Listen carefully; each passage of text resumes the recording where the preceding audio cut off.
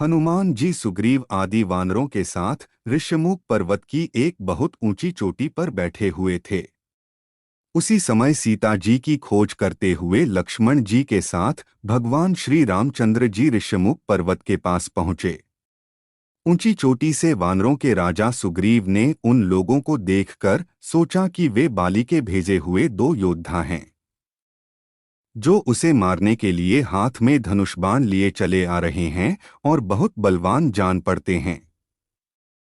डर से घबराकर उसने हनुमान जी से कहा, हनुमान, वह देखो, दो बहुत ही बलवान मनुष्य हाथ में धनुष बाण लिए इधर ही बढ़े चले आ रहे हैं। लगता है इन्हें बाली ने मुझे मारने के लिए भेजा है। ये मुझे ही चारों ओर खोज रहे हैं। तुम तुरंत तपस्वी ब्राह्मण का रूप बनाकर इन दोनों योद्धाओं के पास जाओ तथा पता लगाओ कि ये कौन हैं और यहाँ किस लिए घूम रहे हैं। अगर कोई भय की बात जान पड़े तो मुझे वहीं से संकेत कर देना। मैं तुरंत इस पर्वत को छोड़कर कहीं और भाग जाऊंगा। सुग्रीव को अत्यंत डरा हुआ और घबराया देखकर हनुमान जी तुरंत तपस्वी ब्राह्मण का रूप बनाकर भगवान श्री रामचंद्र और लक्ष्मण जी के पास जा पहुंचे। उन्होंने दोनों भाइयों को माथा झुकाकर प्रणाम करते हुए कहा, प्रभु, आप लोग कौन हैं? कहाँ से आए हैं? यहाँ की धरती बड़ी ही कठोर है। आपके पैर बहुत ही कोमल हैं। किस कारण से आप यहाँ घूम रहे हैं? आपकी सुंदरता देखकर तो ऐसा लगता है जैसे आप ब्रह्मा, विष्णु, महेश में से कोई हो या नर और नारायण नाम के प्रसिद्ध ऋषि हों। आप अपना परिचय देकर हम पर उपकार कीजिए। हनुमान जी की मन को अच्छी लगने वाली बातें सुनकर भगवान श्री रामचंद्र जी ने अपना और लक्ष्मण जी का परिचय देते हुए कहा कि राक्षसों ने सीता जी का हरण कर लिया है। हम उन्हें खोजते हुए चारों ओर घूम रहे हैं। हे ब्राह्मण देव, मेरा नाम राम तथा मेरे भाई का नाम लक्ष्मण है। हम अयोध्या नरेश महाराज दशरथ के पुत्र हैं।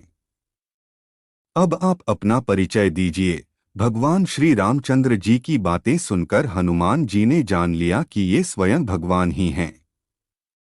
बस फिर क्या था, हनुमान जी तुरंत ही उनके चरणों पर गिर पड़े। भगवान श्री राम ने उठाकर उन्हें गले से लगा लिया। हनुमान जी ने कहा, प्रभु, आप तो सारे संसार के स्वामी हैं। मुझसे मेरा परिचय क्या पूछते हैं? आपके चरणों की सेवा करने के लिए ही मेरा जन्म हुआ है। अब मुझे अपने परम पवित्र चरणों में स्थान दीजिए। भगवान श्री राम ने प्रसन्न होकर उनके मस्तक पर अपना हाथ रख दिया। हनुमान जी ने उत्साह और प्रसन्नता से भरकर दोनों भाइयों को उठाकर कंधे पर बैठा लिया। सुग्रीव ने हनुमान जी से कहा था कि भय की कोई बात होगी तो मुझे वहीं से संकेत करना। हनुमान जी ने रामलक्ष्मण को कंधे पर बिठाया। यही सुग्रीव के लिए संकेत था कि इनसे कोई भय नहीं है। उन्हें कंधे पर बिठाए हुए ही वह सुग्रीव के पास आए। उनसे सुग्रीव का परिचय कराया।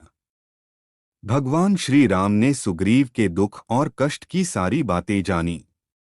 उसे अपना मित्र बनाया और दुष्ट बाली को मारकर सुग्रीव को किष्किंधा का राजा बना दिया।